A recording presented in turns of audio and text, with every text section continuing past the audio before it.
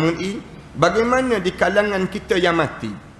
Ramai di kalangan kita ni mati dalam keadaan ulama-ulama bahaskan dan ulama bicarakan ada 3 keadaan yang mati. Walau yang ni kita sebut tentang orang yang sudah mengucap 2 kalimah syahadat.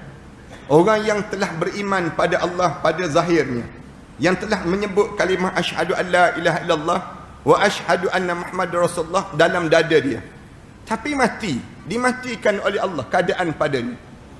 Ulama-ulama kata kelompok yang pertama yang dimatikan dalam keadaan mereka mati ni, mati dalam keadaan yang dia sendiri tak merasakan bahawa dia sudah ada bekalan untuk menghadap depan Allah. Orang ni disebut dalam surah An-Nisa ayat yang ke-97. Allah Subhanahu wa taala sebut, innal ladzina tawaffahumul malaikatu zalimi anfusihim. Sesungguhnya orang yang telah dimatikan oleh malaikat Allah dalam keadaan dia buat zalim pada dirinya sendiri. Zalimi anfusihim, mati dalam keadaan buat zalim pada diri sendiri. Ramai orang kata, orang tanya balik kita, adakah orang yang hidup dalam keadaan buat khianat pada diri sendiri? Adakah di kalangan kita ni orang yang hidup buat zalim pada diri sendiri? Biasa kita dengar orang yang buat zalim ini, dia buat zalim pada orang, bukan dia buat zalim pada diri dia. Tapi dalam Al-Quran Allah cerita tentang kelompok yang pertama yang mati dalam keadaan dia buat zalim pada dirinya sendiri. Siapa yang mati dalam keadaan buat zalim pada diri sendiri? Ulama-ulama sebut begini, ada orang yang hidup atas dunia ini, orang yang dia tak buat dosa, dia tak buat benda yang dilarang oleh Allah. Menipu tak, mencuri tak, berzina tak, ataupun dianya dalam keadaan dia tak buat benda yang dilarang oleh Allah. Pada masa yang sama, dia tak buat juga benda yang disuruh oleh Allah. Mati dalam keadaan sebegini. Ada orang yang hidup, kan kita biasa pernah kita dengar ibu-ibu yang dia sebut, ustaz, anak saya bagus ustaz, anak saya mencuri tak, menipu tak, berzina tak, sembahyang pun tak, puasa pun tak, dia panggil. Hidup dalam keadaan sebetak. Orang yang memang dia tak buat jahat, dia tak, kita nampak dia tak buat khianat pada orang, dia tak buat benda yang dilarang oleh Allah. Tapi pada masa yang sama, dia mati dalam keadaan dia tak buat benda yang disuruh oleh Allah. Yang ni kebanyakan di kalangan kita meninggal dunia demikian. Ramai di kalangan kita yang dimatikan oleh malaikat dalam keadaan dia buat zalim pada dirinya sendiri. Siapa yang buat zalim pada diri sendiri? Kita akan tanya, siapa ustaz orang yang buat zalim pada diri sendiri? Orang yang tahu ada majlis ilmu, dia tak datang majlis ilmu, dia buat zalim pada dirinya sendiri. Orang yang dalam keadaan yang macam mana? Orang yang dia dengar azan tapi dia tak datang sembahyang, dia tak buat khianat pada orang, tapi dia buat khianat pada dirinya sendiri. Orang yang macam mana lagi?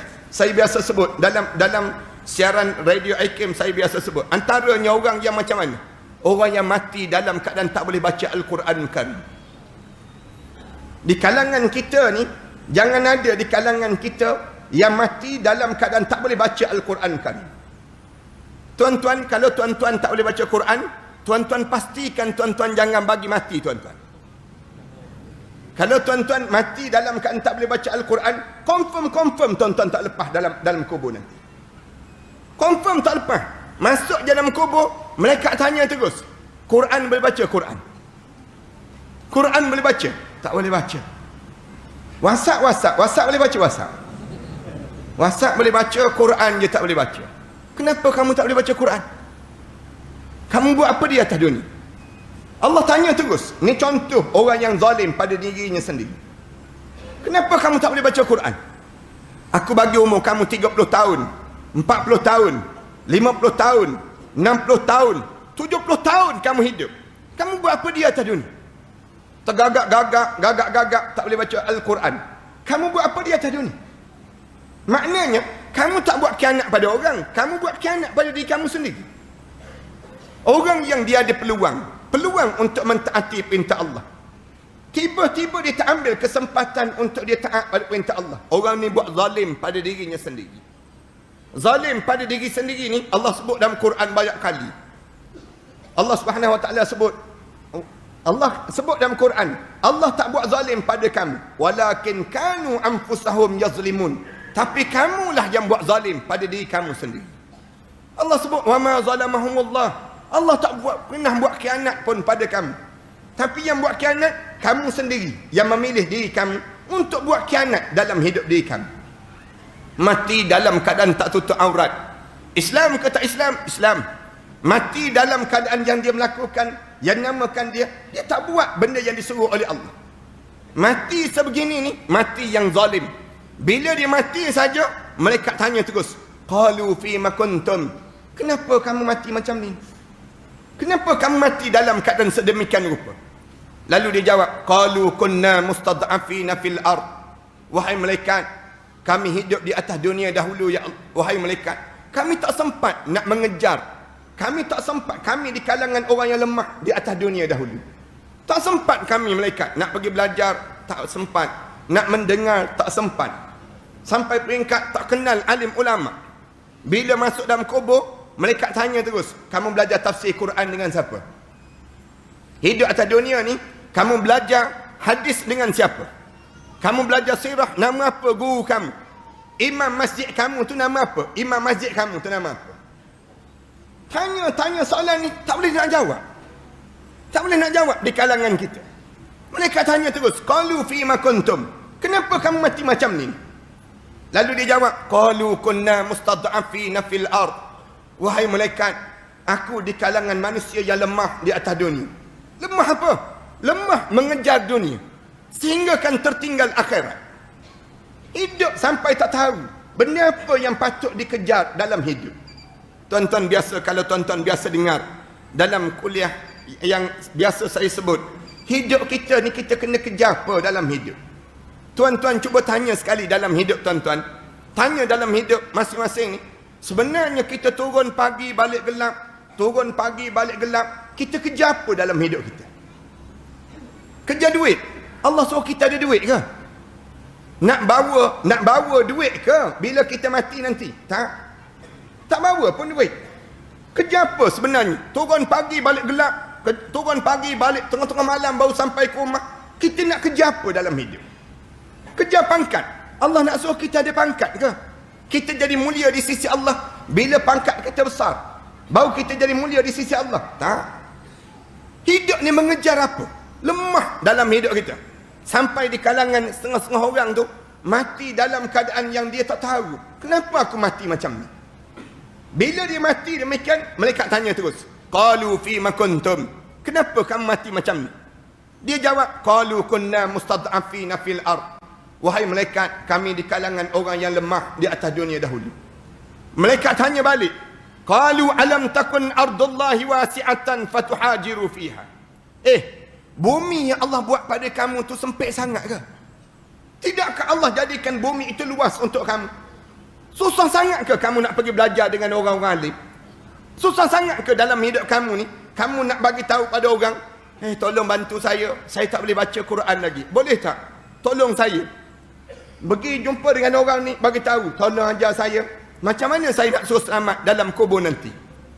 Tak boleh ke kamu bagi tahu pada orang yang kamu tak bersiap lagi untuk menghadap depan Allah? Lalu malaikat jawab macam ni lah, katanya malaikat, faulaika ma'wahum jahannam. Kesudahan bagi orang ni, Allah telah sediakan neraka jahannam. Wasa'at masira, dan neraka jahannam ini seburuk-buruk tempat yang disediakan penyudah dalam kehidupan mereka tersebut.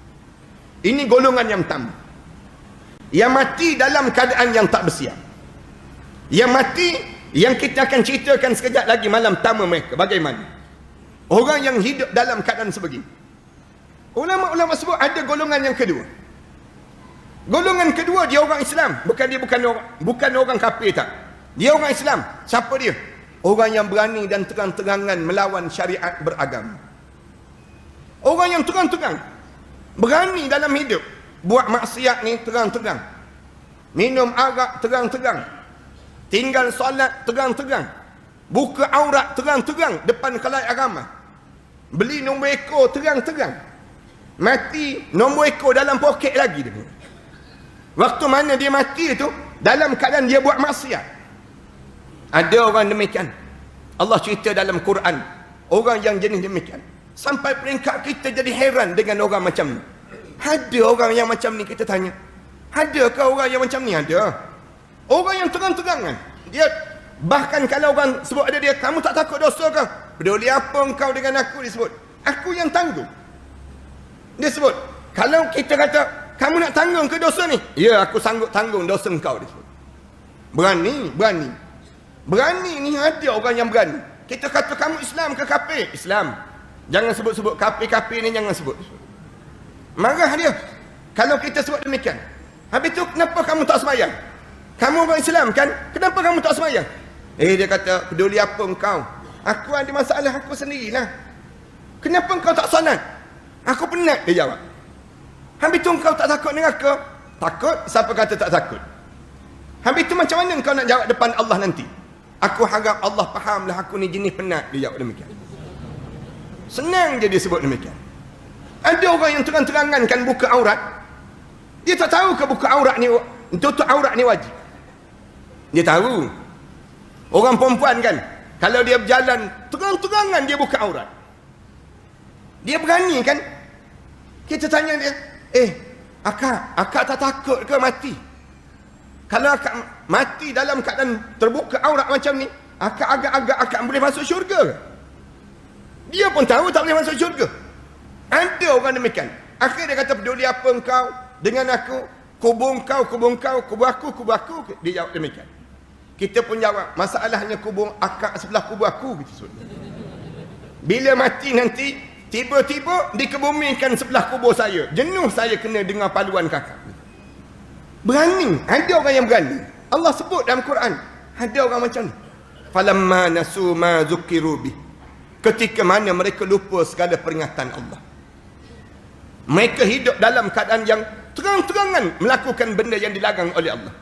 Fatahna alaihim abwaba kulla syai'. Allah mula buka segala pintu maksiat yang dia nak buat. Ada orang yang dia tak nak dengar langsung kuliah. Dia kata kalau dengar kuliah aja cerita dosa pahala.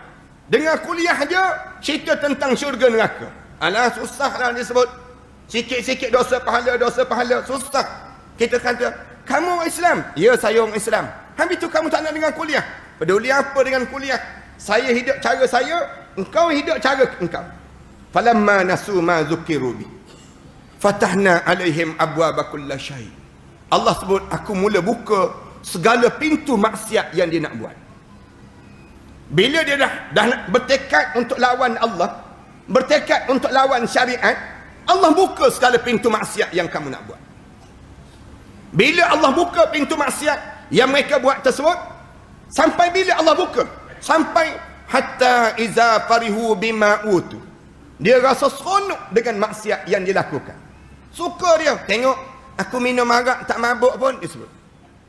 Tengok aku beli nombor ekor, dekat-dekat kena. Engkau tak kena langsung, dia sebut. Dia berani. Seronok dia. Hatta iza farihu. Tengok aku karaoke sampai 3 pagi, 4 pagi, tak kena panah petir pun, dia sebut demikian. Tak ada apa pun. Dia tengok aku, dia sebut tak solat pun, segar-segar je.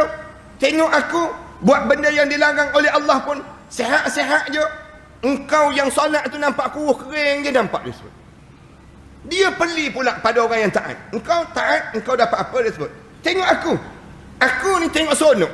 Seronoknya dia dengan maksiat yang dilakukan tersebut. Allah sebut sengaja Allah biarkan. Allah buka segala pintu maksiat yang dia nak buat. Sampai bila? Hatta iza farihu bima utu. Sehingga dia rasa seronok sungguh dengan maksiat yang dilakukan tersebut. Akhaznahum baghtatan. Aku rentak nyawa dia dalam keadaan mengejut. Fa izahum mublisun. Di waktu itu dia tercengang-cengang menghadap di hadapan Allah Subhanahu wa taala. Tengah seronok, kena serangan jantung. Mati terus tak kena gaya. Tengah seronok lawan syariat. Lawan perintah Allah. Tengah-tengah kemuncak dalam hidup. Kena langgar pada kereta. Mati dia. Tengah-tengah dia rasa sihat. Dia cek tak ada apa. Jantung selamat. Kemudian darah tak tinggi pun. Kemudian gula stabil dalam darah dia. Semua kolesterol memang cantik. Tengah-tengah dia rasa seronok tersebut, Allah gap matikan dia di saat demikian. Akhaznahum baghtatan. Aku rentak nyawa dia dalam keadaan mengejut. Fa izahum mublisun. Di waktu itu dia tercengang-cengang menghadap di hadapan Allah Subhanahu wa taala. Ini golongan kedua. Saya akan sebut bagaimana keadaan dia sebentar lagi. Kita nak cerita tentang mengenai orang ni. Jadilah golongan yang ketiga dan kita harap kita berdoa biar kita. Siapa dia? Orang yang disebut dalam Al-Quran, innal ladzina qalu rabbunallah. Orang yang hidup mulut dia sentiasa sebut, Tuhan aku ialah Allah. Tuhan kami ialah Allah. Mulut dia tak berhenti sebut, radina billahi rabba wa bil islami dina wa bi Muhammadin nabiyyan wa rasulah. Dalam hidup sentiasa bertahan dengan Islam. Orang sebut apa pun terhadap yang disebut dengan Islam, aku tak berganjak, aku tetap dengan Islam. Dalam bidang apa pun, biar aku mati dalam keadaan yang aku dengan Islam. Sehingga mulut aku ni boleh sebut la ilaha illallah Muhammadar Rasulullah. Ni orang yang golongan yang ketiga. Allah sebut innal ladzina qalu rabbunallah summa istaqamu. Dia bertahan dengan Islam. Tak mudah para hadirin sekalian nak bertahan dengan Islam ini. Ramai mana orang yang tak boleh tahan dengan Islam. Masing-masing sibuk tanya, mata nasrullah, bila Allah nak tolong? Bila Islam ni Allah nak tolong? Masing-masing sibuk tanya demikian. Dah lama dah kita dengan Islam ni, bila Allah nak tolong Islam? Kita akan sibuk tanya demikian. Allah jawab, ala inna nasrallahi qarib. Pertolongan Allah tu dekat pada diri kami. Dekat-dekat pun 13 tahun lagi. 13 tahun lagi dengan jarak ayat Al-Quran Karim. Ya Allah turunkan waktu mana sahabat-sahabat tanya Rasulullah, ya Rasulullah, bila Islam ni nak diberi kemenangan oleh Allah? Turun ayat Quran, ala inna nasrallahi qarib. Pertolongan Allah tu dekat. Pertolongan Allah tu dekat. Dalam keadaan dekat ni pun 13 tahun lepas pada tersebut barulah dibukakan kota Mekah. Kita ni sama juga. Dalam hidup kita sentiasa sibuk tanya, bila kita ni nak dapat syurga, bila? Bila kita nak dapat kerehatan, bila? Kita tanya. Tapi dalam bila-bila kita ni, kita bertahan dengan Islam. Bertahan dengan Islam. Bila kita bertahan dengan Islam, dekat dengan kematian kita ni, turun malaikat. Turun malaikat. Malaikat turun dekat dengan kematian kita. Malaikat kata apa dia? Allah takhafu. Kamu jangan rasa takut ya. Wala tahzanu. Kamu jangan rasa duka cita. Jangan kamu rasa takut, jangan kamu rasa duka cita. Wa abshiru bil jannati allati kuntum tu'adun.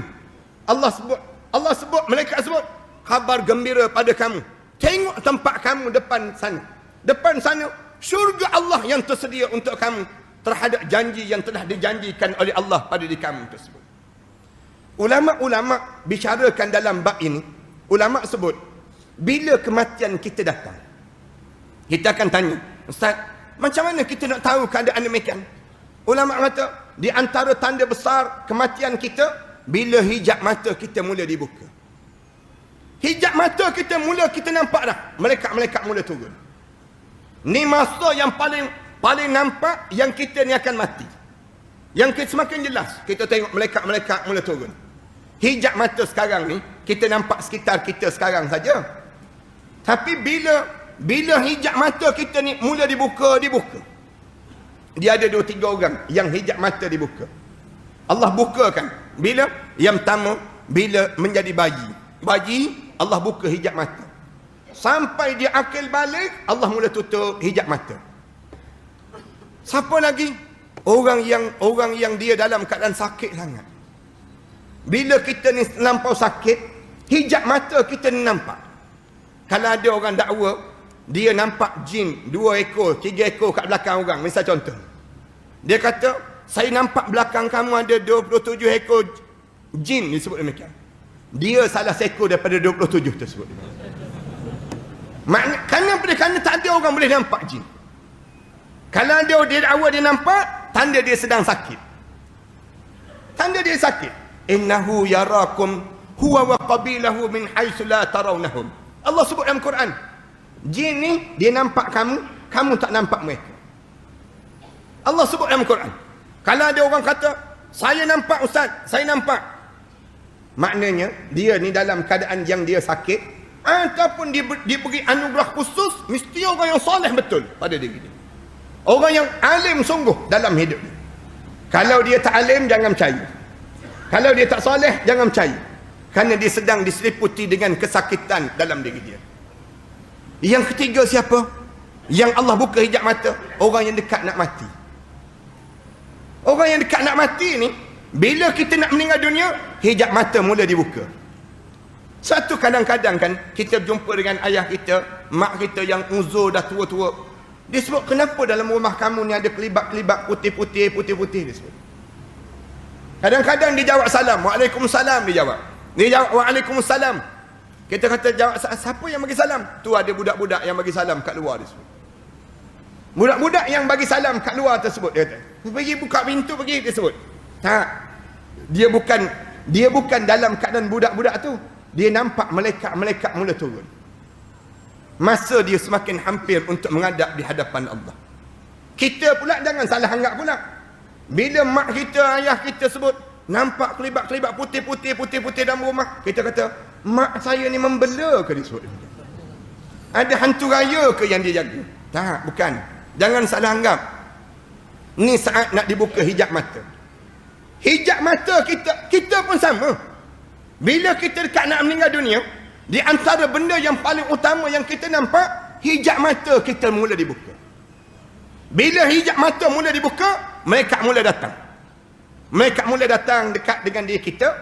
Malaikat mula bagi salam. Assalamualaikum wahai anak Adam. Kalau bagi salam tu, tanda kita ni orang betul-betul mukmin. Kalau ada malaikat bagi salam, Assalamualaikum, tanda kita ni ahli syurga Allah Subhanahu Wa Taala. Kerana tidak ada salam bagi orang yang munafik dan orang buat maksiat pada Allah. Kalau malaikat bagi salam, Assalamualaikum wahai anak Adam. Aku cari setitik air untuk kamu telan, sudah tidak ada. Aku cari selangkah untuk kamu melangkah, sudah tidak ada. Aku cari sepatah kataan yang keluar daripada mulut kamu, sudah tidak ada. Wahai roh, sila keluar daripada jasad ini. Sebab keluar saja, mula masuk malaikat. Malaikat mula masuk. Masuk dalam tubuh badan kita. Bila masuk ni, kita mula tak bergerak terus. Tak ada dah. Saat tersebut, saat yang disebut dengan alam itu, mula berubah di antara alam dunia sampai kepada alam yang disebut dengan alam akhirat. Masa itulah yang dinamakan dengan sakarat, yang disebut dalam Al-Quran Karim. Waja'at sakratul mauti bil haqq, zalika ma kunta minhu tahid. Allah Subhanahu Wa Taala sebut, datangnya saat sakaratul maut dengan penuh kebenaran pada kami. Waja'at sakratul maut bil haqq, datanglah kematian pada kamu dengan penuh kebenaran. Zalika ma kunta minhu tahid, inilah yang kamu sering kali kamu larikan dan kamu larikan di saat demikian.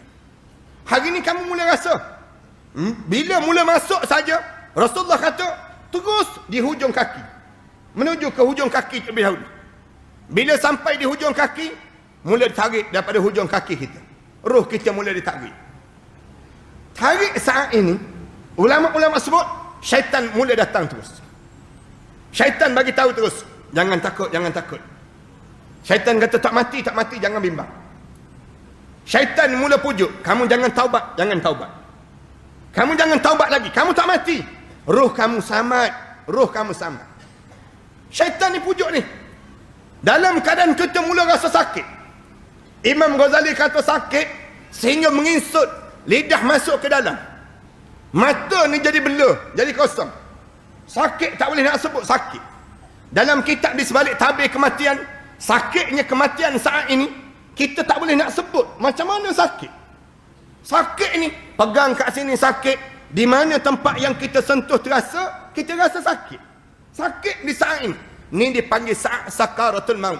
Rasulullah sallallahu alaihi wasallam sebut, inna sakaratun azim. Sakarat ini satu benda yang menggemparkan pada kamu.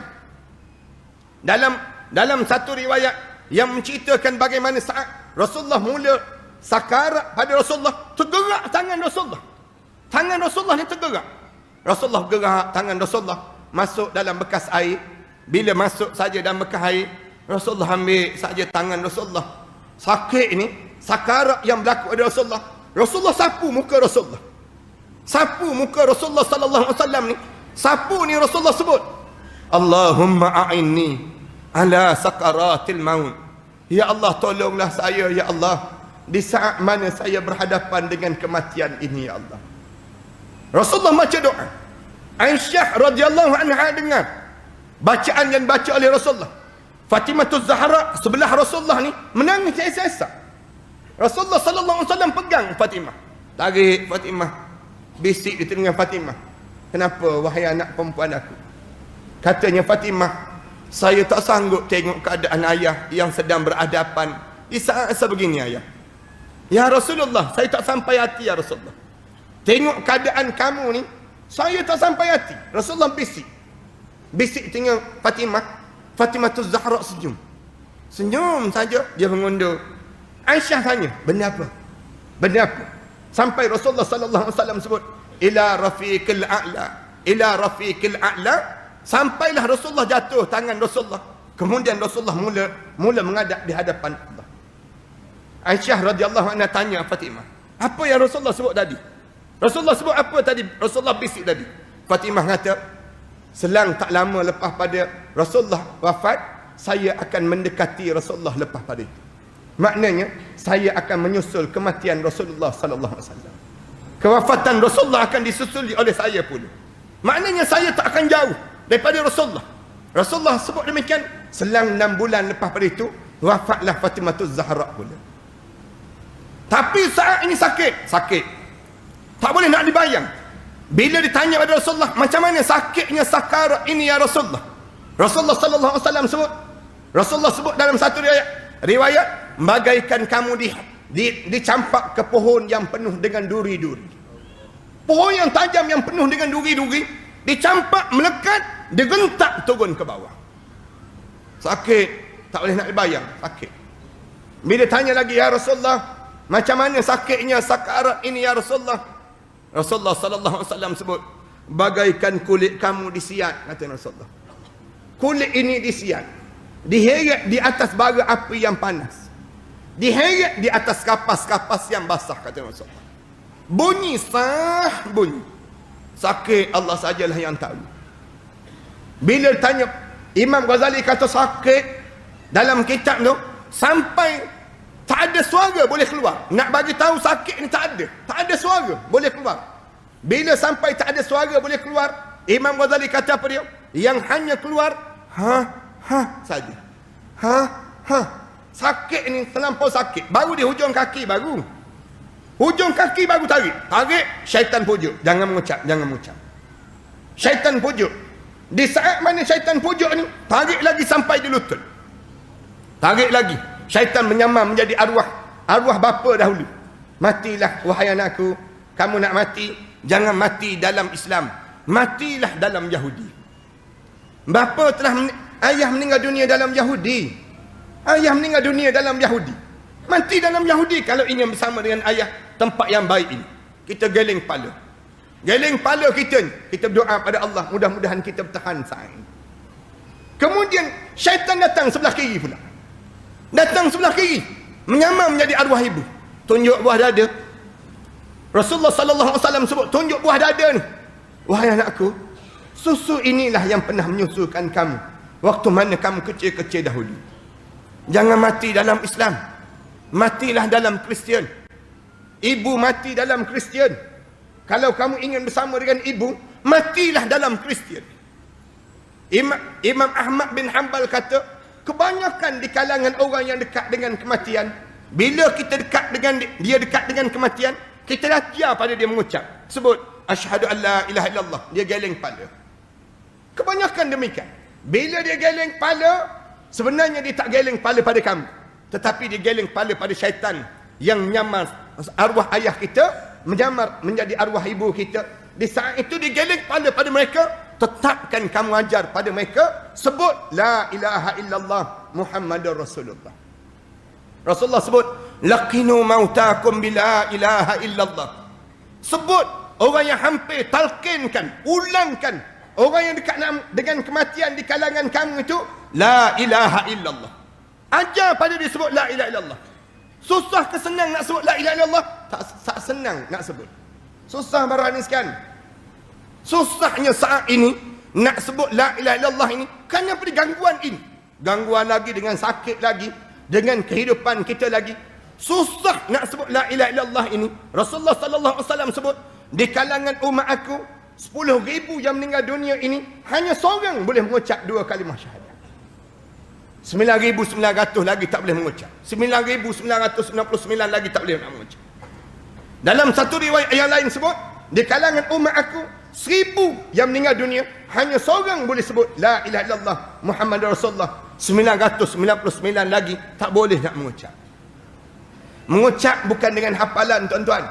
Mengucap dengan amalan. Mengucap dengan amalan. Tuan-tuan jangan ingat kita boleh mengucap dengan hafalan. Yang kita hafal lah. Tapi yang sebut kita hidup dengan la ilaha illallah ke, ataupun kita tidak hidup dengan la ilaha illallah. Ramai di kalangan kita tak hidup dengan la ilaha illallah. Tak mudah nak sebut. Bila nak sebut la ilaha illallah tu tak boleh. Tak boleh nak sebut.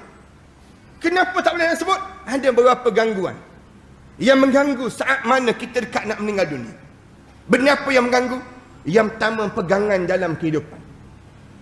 Pegangan kita ni, ya, benda yang menjadikan kita ni bila masuk dalam kubur, tengok kosong amalan. Ramai, kalau tuan-tuan boleh bercakap dengan orang dalam kubur, kebanyakan yang meninggal dunia mati dalam keadaan sesat menghadap di hadapan Allah SWT. Mati dalam keadaan tersilap pegang. Silap pegang ni, pegangan tersilap. Silap pegang kat mana? Keyakinan tak percaya dengan Islam. Tak percaya dengan Islam ni bukan main-main, tuan-tuan. Ramai orang kita tak percaya.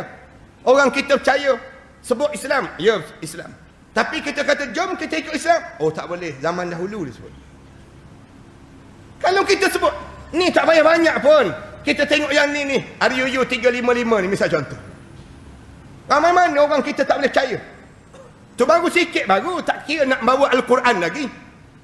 Yang bawa RUU 355 ni orang alim, orang yang masyhur dengan kealiman dia, warak lagi, bidang dia lagi, dia belajar dalam bidang siasah syariah lagi. Yang lawan RUU 355 ni tak belajar langsung pun Islam. Tapi ramai mana orang yang bersama dengan yang ni? Tak boleh bersama dengan yang ni. Kenapa? Kenapa? Sesat. Hidup kita sesat. Ramai mana orang kita tak percaya pada ekonomi Islam.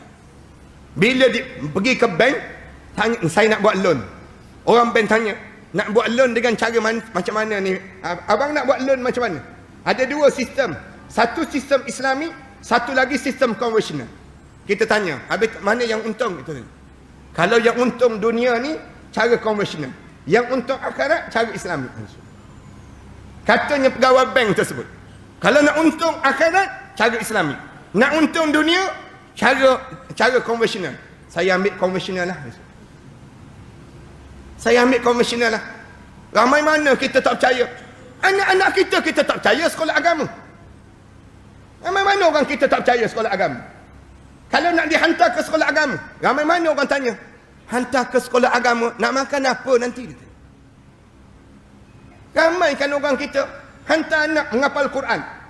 Hafal Quran nak suruh jadi imam semua. Dia tanya. Dia nampak yang tu je orang kita. Mana percaya pada Islam? Ramai mana di kalangan kita silap dalam pegangan. Bila dalam pegangan, keyakinan dia tak percaya pada Islam. Percaya pada siapa? Percaya pada sekularis. Percaya pada nasionalis.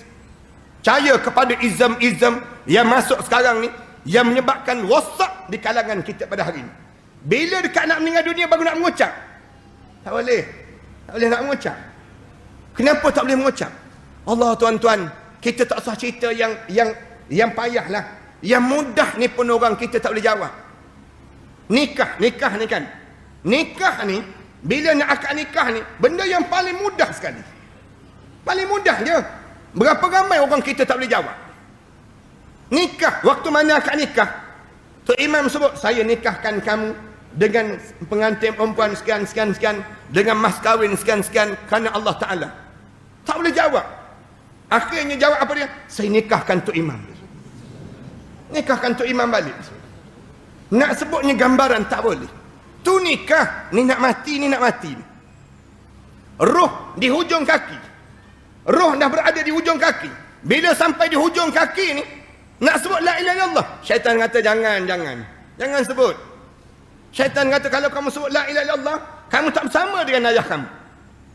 Kalau kamu sebut la ilaha illallah, kamu tak bersama dengan ibu kamu. Syaitan ganggu. Benda yang pertama syaitan ganggu apa dia? Yang menyebabkan kita tak boleh mengucap. Benda yang pertama, akidah kita sesat. Keyakinan kita salah. Keyakinan tak percaya. Itu tak masuk dengan ajaran-ajaran sesat lagi. Yang lain. Izam-izam yang menyebabkan kerosakan di kalangan kita. Yang kedua, kita rosak apa dia? Ibadah kita silap. Ramai di kalangan kita silap dalam beribadah. Sesat dalam ibadah. Sesatkan ibadah kat mana? Solat. Ramai mana orang kita tak jaga solat. Tak jaga solat, tuan-tuan.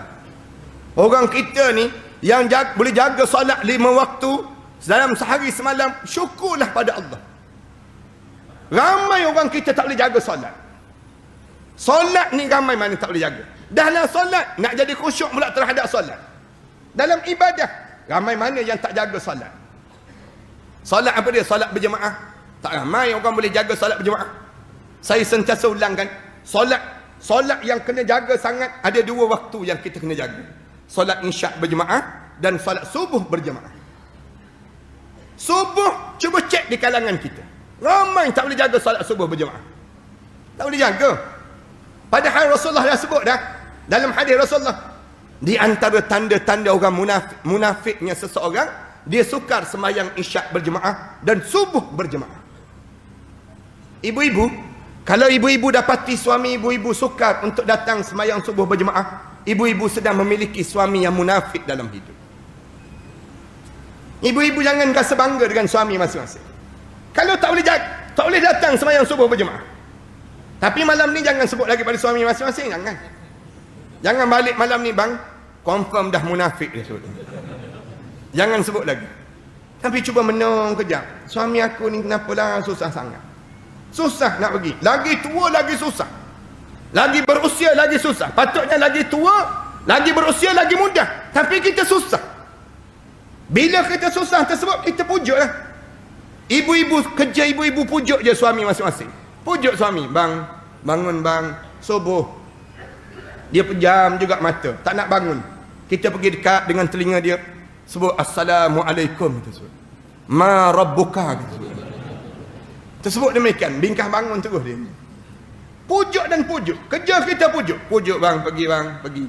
Nak suruh apa dia? Terselamat daripada yang disebut dengan gangguan dekat dengan kematian. Benda apa lagi gangguan yang dekat dengan kematian, yang sukar untuk nak mengucap 2 kalimah syahadah? Kita terlampau banyak harta yang kita tak derma. Harta yang banyak yang tak derma mengganggu hidup seseorang bila dekat dengan kematian. Banyakkan infak. Dalam hidup kita ni infak biar banyak. Ni dipanggil dalam bab ibadah. Lagi kita berusia, lagi banyak kita infak. Sampai bila kita menghadap depan Allah, dah banyak dah rezeki-rezeki yang Allah bagi pada kita, kita telah gunakan di jalan Allah Subhanahu Wa Taala. Dan yang ketiga, mengganggu pada kita dekat dengan kematian kita untuk kita mengucap 2 kalimah syahadah, akhlak yang buruk. Akhlak yang buruk. Antara akhlak yang buruk apa dia? Mulut yang tak terjaga. Mulut ni tak pandai nak jaga. Ramai mana orang lagi tua lagi kasar bahasa dia. Lagi tua lagi hodoh kata-kata yang keluar daripada mulut dia. Lagi berusia lagi kuat mencarut dalam hidup dia. Tak boleh nak jaga. Bukan dia tak jaga dengan orang lain. Dengan pasangan hidup dia pun dia tak boleh nak jaga. Cuba perhati betul-betul. Bila dah lama kahwin, lagi kasar kata-kata tersebut. Suami isteri yang tua-tua lagi kasar. Kasar kadang-kadang dalam bab ambil wuduk je. Saya biasa buat contoh yang ni. Ambil wuduk ni. Bila dah ambil wuduk tersentuh suami isteri. Sentuh tu, mula tengking terus. Mata tak nampak ke dia sebut? Buta ke? Mata tak dekat kaki ke dia sebut? Marah terus. Allah, kasarnya. Janganlah kasar-kasar. Dah tersentuh kan nak buat macam mana? Ni kita tak, lagi kita tua lagi kasar. Pantang, kena tersentuh saja, marah terus. Marah terus, jauh sikit. Duduk satu batu je. Bila dah lama kahwin, mula-mula kahwin dahulu pantang sentuh dia panggil. Pantang sentuh je. Dah lama kahwin kasarnya bahasa. Dengan anak menantu, kasar bahasa. Mulut ni tak pandai nak jaga. Berapa ramai orang yang mengadu, dia jaga mak dan ayah dia yang berusia, terlampau kasar bahasa. Kadang-kadang yang menjawab tu pun kasar juga dia jawab. Punca apa dia? Tak jaga mulut. Jaga mulut. Mulut ni, lagi kita berusia, lagi jangan cakap tentang dunia. Banyakkan cakap tentang akhirat. Usia kita dah sampai 60 tahun, dah lah cakap tentang dunia. Banyakkan cakap tentang akhirat. Mulut kita ni, kalau kita tak nak cakap, lebih baik kita diam. Falyakul khairan aw liyasmut. Cakap benda-benda yang baik ataupun diam sudah. Bila roh kita sampai di lutut, tarik lagi. Tarik lagi sampai di pinggang ini. Bila sampai di pinggang ni, syaitan sebut lagi. Jangan. Relax. Tak mati syaitan sebut. Relax. Tak mati ni, tak mati. Kamu boleh bertahan, kamu bertahan. Bila tarik lagi sampai di halqum, Allah mati dah. Mula rasa mati. Sampai di halqum ni, orang mukmin dia sebut terus, asyhadu an la ilaha illallah wa asyhadu anna Muhammadar Rasulullah. Tarik sampai di halqum. Orang yang tak mukmin, bila sampai di halqum ni, malaikat tanya terus, kalla idza balagatit taraq wa qila man raq wa dhanna annahu al-firaq wal taffatis saqu bis-saq. Bila sampai roh sampai di halqum ni, mereka tanya terus, wa qila man raq, siapa lagi yang boleh pulangkan balik roh kamu turun ke bawah? Siapa yang boleh membaca doa untuk kamu supaya roh kamu turun balik? Bila tahu saja sampai peringkat ni, mulut dia sebut terus, qala inni tubtul an. Sekarang saya taubatlah ya Allah, taubatlah ya Allah. Allah jawab terus, walaisatit taubatu lil ladzina ya'maluna as-sayyi'at.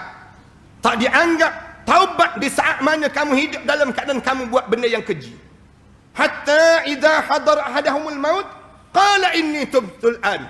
Waktu mana roh kamu sampai di halqum, barulah kamu sebut, saya taubatlah sekarang ya Allah, saya taubatlah sekarang ya Allah. Rugi dah saat tersebut. Roh ni mula keluar.